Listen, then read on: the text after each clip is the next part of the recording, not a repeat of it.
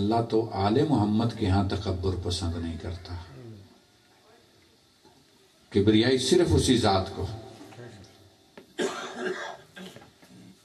اگر کسی بھی نبی کے دل میں تھوڑا سا گھمنڈ پیدا ہوا کہ میں وہ، جس سے جو ڈائریکٹر اللہ سے بات کرتا ہے، میں وہ جو موسیٰ کو شاگردی میں نہ لوں، میں وہ جس کو اللہ نے وہ ملک عطا کیا جو کسی کو نہیں عطا کیا، تو اللہ فوراً اس میں کو توڑتا ہے۔ نبی نے تکبر اس لہجے میں نہیں کیا کہ اللہ کے مقابلے میں نہیں، ورنہ عصمت مجروح ہوتی ہے، لیکن فخر کیا ہے کہ اللہ نے مجھے اعزاز دیا ہے، اللہ نے اس فخر کو بھی توڑا۔ جناب سلیمان علیہ السلام، اتنی بڑی سلطنت، تم کیا شائع ہو، یہاں تو نبیوں کی بات ہو رہی ہے، اتنی بڑی سلطنت، رب حب لی ملکا لا ینبغی لأحد من بعدی، اللہ مجھے ایسا ملک عطا کر جو میرے بعد کسی کو تو دینا۔ اللہ کہتا ہے ھذا عطاؤنا، یہ ہماری عطا ہے، امسک، چاہے اسے اپنے پاس رکھتے یا جنہوں مرضی چاہتا ہے بانٹ دے، ہماری یہ عطا ہے۔ اور جب عطا ہوتی ہے تو وہ ملکیت ہو جاتی ہے۔ لفظ دو ہیں عربی میں، ایک عطا اور ایک عین کے ساتھ عطا، عین اور توئے، اور ایک الف اور تے کے ساتھ، دونوں عطا، ایک الف اور تے چھوٹی ہے، ایک عین اور توئے اور الف، دونوں کے معنی ہے دے دینا۔ اس عطا کے معنی ہے، الف تے والی عطا کے معنی دے دینا، پھر واپسی ہو سکتی ہے۔ میں نے آپ کو رومال دیا، پھر لے سکتا ہوں، یہ عطا الف تے والا۔ اور عطا عین توئے والا، دے دینا پھر واپسی نہیں۔ سبحان اللہ، ماشاءاللہ قبلہ، ماشاءاللہ۔ تھکے ہوئے لوگوں کے لیے لفظ نہیں ہوتے۔ عطا الف تے والا عطا، دے دینا، عام چیز جس کی کوئی اہمیت نہ ہو، عطا قابل قدر چیز دے دینا۔ سبحان اللہ۔ اللہ نے حضور کو کوثر دیا نہیں ہے،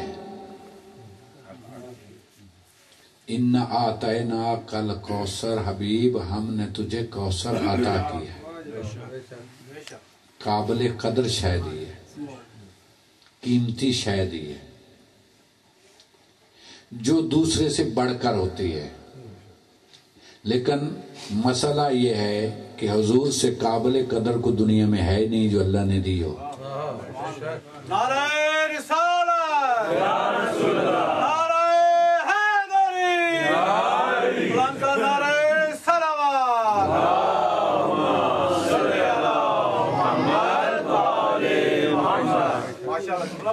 حضور سے بڑی تو شاہی کو نہیں جو اللہ دے رہا ہے، جس پہ حضور فخر کر رہے۔ لوگوں سے پوچھا گیا کہ اس کوثر کے معنی کیا ہیں، کسی نے کہا حوض کوثر، کسی نے کہا قرآن اللہ نے دے دیا، کسی نے کہا کوثر سے مراد کثرت المتبعین ہے، تابع داروں کی کثرت ہے۔ ہر ایک نے اپنا ترجمہ کیا، لیکن اللہ کہہ رہا ہے کہ قرآن میں کوثر ایک بار آیا ہے، دوسری بار نہیں۔ ایک اور جملہ کہہ رہا ہوں، قرآن میں کوثر ایک بار آیا، دوسری بار نہیں۔ قرآن میں کوثر صرف خاتم المرسلین کو ملا ہے، کسی اور نبی کو، کسی اور کو اللہ نے نہیں، کسی اور کو اللہ نے نہیں۔ اگر ہم کہیں کہ اس کوثر سے مراد دین ہے، تو کون سا نبی ہے جو دین لے کر نہیں آیا؟ کوثر سے مراد اسلام ہے، تو کون سا نبی ہے جو اسلام لے کے نہیں آیا؟ کوثر سے مراد اگر کثرت المتبعین ہے، تابع داروں کی کثرت ہے، تو ہم سے زیادہ تو دوسرے عیسائی ہیں، تو پھر ہم زیادہ تو نہ ہوئے، حضور کو کیا ملا؟ اور اگر ہم کہیں حوض کوثر ہے، جملہ سنیے گا جہاں جاتے سے، اگر ہم کہیں کہ اس کوثر سے مراد حوض کوثر ہے، حوض کوثر پوری جنت تو نہیں، ٹکڑا ایک حصہ ہے، ٹھیک ہے بھئی؟ ڈنمارک کا ایک جزیرہ پورا ڈنمارک تو نہیں نا، ایک حصہ ہے، تو حوض کوثر ایک حوض ہے، جنت بھی نہیں۔ تو اللہ کہہ رہا ہے میرے حبیب گھبرا نہیں، پریشان نہ ہو، کسی قسم کی فکر نہ کر، میں تمہیں حوض کوثر دے رہا ہوں۔ اور قرآن میں دوسری جگہ اللہ کہتا ہے وَلِمَنْ خَافَ مَقَامَ رَبِّهِ جَنَّتَانِ، جو اللہ سے ڈر جاتا ہے اللہ اسے ایک جنت نہیں 2 جنتیں دیتا ہے، اور جو ڈر جائے اسے تو 2 جنتیں ملے ہیں، اور جو ڈرانے آئے اسے حوض کوثر مل جائے۔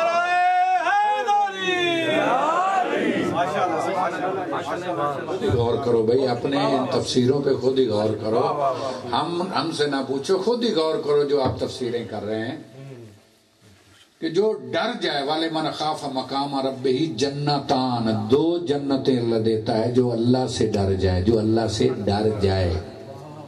میں پھر کہتا ہوں جو اللہ سے ڈر جائے، جو ڈر جائے۔ مارنے والا اللہ سے ڈر نہیں رہا،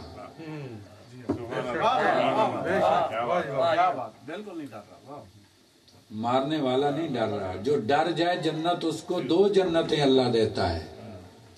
اگر تم میں خوف خدا ہے تو اسلام بعد میں ہے، انسانیت پہلے۔ کسی کو کافر بھی سمجھو تو پھر بھی مارنے کا حق نہیں۔ تم یہ سمجھتے ہو کہ دین تلوار سے پھیلا ہے، دین بم سے پھیلا ہے، دین توپ سے پھیلا ہے، دین راکٹ سے پھیلا ہے، دین بندوق سے پھیلا ہے۔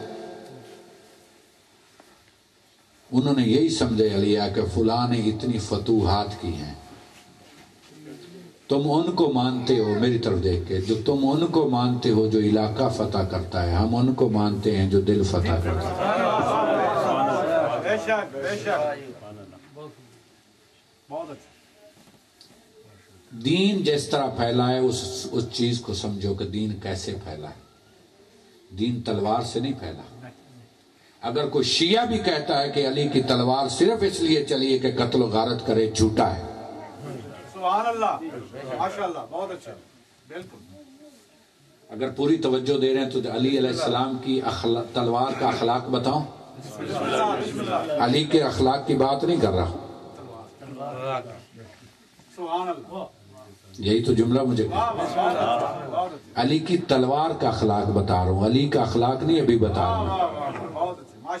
علی کا تلوار خود سمجھ لے، علی کا اخلاق خود سمجھ لینا، میں صرف تلوار کا اخلاق بتا رہا ہوں۔ اور میرا ساتھ اس نے دینا ہے جو محبت سے اور پورے مگن کے ساتھ توجہ سے میری بات سن رہا ہے۔ علی کی تلوار کا اخلاق دنیا کو بتا رہا ہوں۔ دنیا والوں آؤ علی کو سمجھو۔ علی کی تلوار کا اخلاق یہ ہے کہ اسے چھیڑا ہی نہیں جس کی پشت میں مسلمان پیدا ہو۔